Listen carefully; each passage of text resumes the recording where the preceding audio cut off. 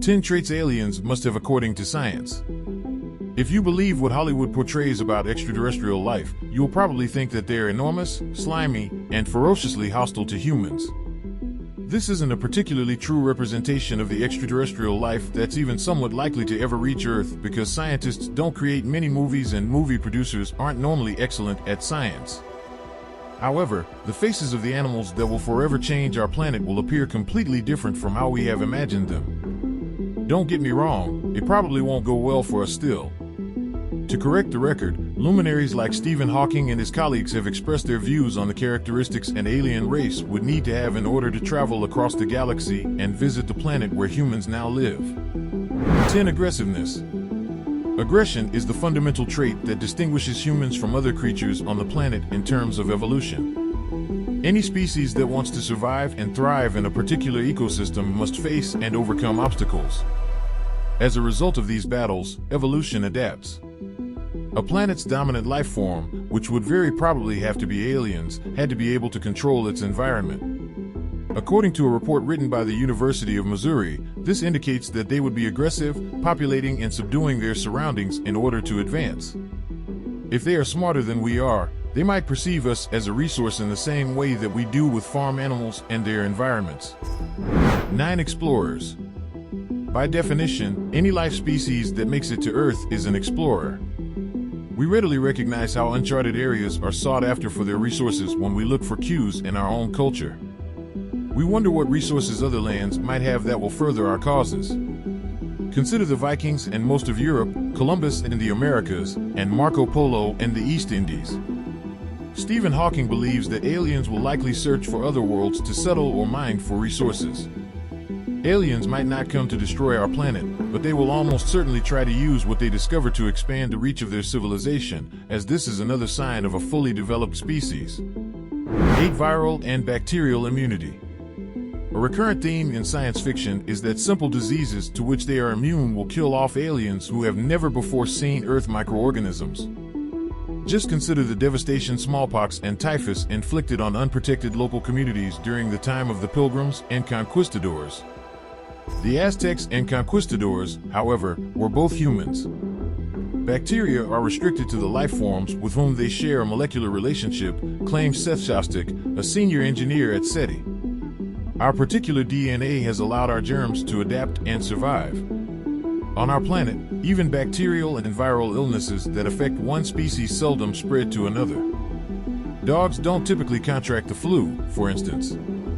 Don't expect a War of the Worlds solution, as any alien life form that attacked Earth would probably be immune to earthly diseases. 7. They won't eat humans. What if they intend to consume us? It's a frightening concept, but unlikely.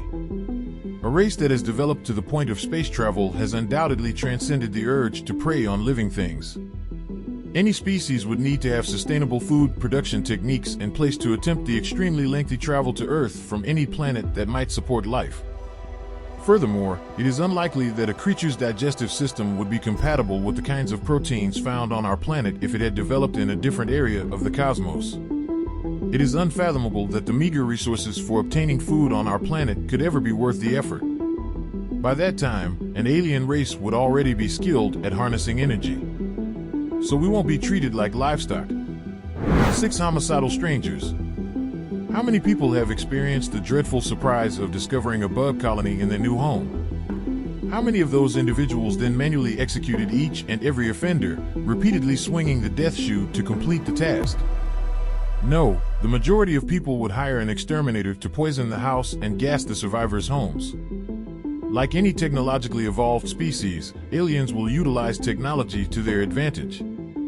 They'll probably exterminate any life that doesn't serve their purposes before landing. Forget about the Capitol building being attacked by single-pilot flying saucers. Expect a swift and effective end to our existence that will likely be biological. 5. Not giant insects. Though it's terrifying as hell to imagine aliens as gigantic versions of the creatures that give us the creeps on Earth, this isn't a realistic scientific theory. This idea originated more from our distaste for disease carriers and our fear of losing control of this planet. An insect's body actually only performs small-scale operations. Since their blood is not oxygenated, they are unable to absorb enough oxygen from our environment to expand beyond their current size. They did reach alarming lengths in prehistoric times, when the atmosphere contained far more oxygen, but we're talking about a meteran from our environment to expand beyond their current size. They did reach alarming lengths in prehistoric times, when the atmosphere contained far more oxygen, but we're talking about a meter. It's pure fiction to imagine roach-like monsters towering over us. Heinlein, I'm sorry. For superintelligence. This is assumed. However, alien races are frequently portrayed in films as feudal, territorial creatures that annihilate everything in their path. This is not logical. A highly developed intelligence must exist in order to coordinate the type of effort required to achieve interplanetary travel.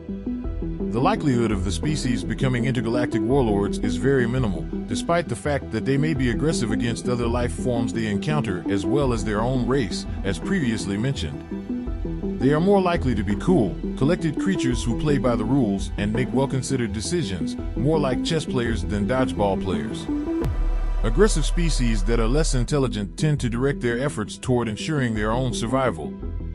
It would imply that in order for a race of creatures to progress beyond what we have seen in our own civilization, individual differences must be set aside in favor of shared interests. Long-distance exploration and the abilities required for it are major indicators of intelligence in nature. Before a high degree of scientific expertise could ever be attained, memory, self-awareness, motivational cognition, and creativity had to be present. 3. Non-humanoid. Numerous TV shows and movies feature it. On television, there are aliens with painted faces that resemble regular people. I'm referring to Darth Maul and every Star Trek character ever. Although convenient as a prop, this is not at all likely in the scientific community. Specific environmental factors led to the development of humans. To cover more ground and have free hands to operate tools, we stood upright. As a reaction to our earliest existence spent in trees, we developed thumbs. However, it would be rare to evolve an appendage capable of controlling trees in a world without any. Although it's impossible to predict exactly what an extraterrestrial species will look like, it's likely that they'll be swift, which will help them survive early on and enable them to seek out prey. Their sensory organs will be extremely well developed. The majority of Earth-based life forms are likely to have the following basic characteristics: mouths, eyes, some sort of hearing, and an effective mode of mobility, like legs. However, this is not a given. They have to have been predators, since they would probably still have the vestiges of such features. 2. Speech and writing. A civilization needs to communicate in order to advance. In order to organize in large numbers and disseminate information, which is essential for social progress, there must be a long-distance mode of communication. Similar to humans, aliens would need to be able to record and transmit complex theories to one another in order to aid future generations in learning. It is improbable that we would have ever broken through the barrier of individual generational constraints if there were no form of writing. However, it remains a mystery as to the nature of interstellar travelers' communication and how it may be captured. Depending on their surroundings, sound waves might not be the best strategy communication and how it may be captured. Depending on their surroundings, sound waves might not be the best strategy. Perhaps they will communicate through vibrations that are picked up by particular sensory organs, or perhaps, as Hollywood would have us think, they will communicate telepathically. However, telepathy has not yet been demonstrated in any other species, suggesting that it is more likely a byproduct of technology or a later evolution. 1. No super strength. Aliens won't be particularly powerful. The requirement for sheer strength should become obsolete many thousand years after achieving the technological level necessary to be space explorers. Lean and intelligently built, these organisms will consume little energy to maintain their bodies. Large-scale survival is determined by energy use. Larger muscles demand more energy to maintain and use more energy, which takes energy away from evolution. In addition, a species that has focused its evolutionary efforts on developing complex social bonds, abstract thinking and communication, fine motor skills, and tool manipulation, all of which are required to develop interstellar travel, will likely not have the resources left to devote to physical strength or speed. A scientifically advanced culture would no longer need physical strength to manipulate its surroundings. That's for now. We appreciate you for being here. View more our channel videos.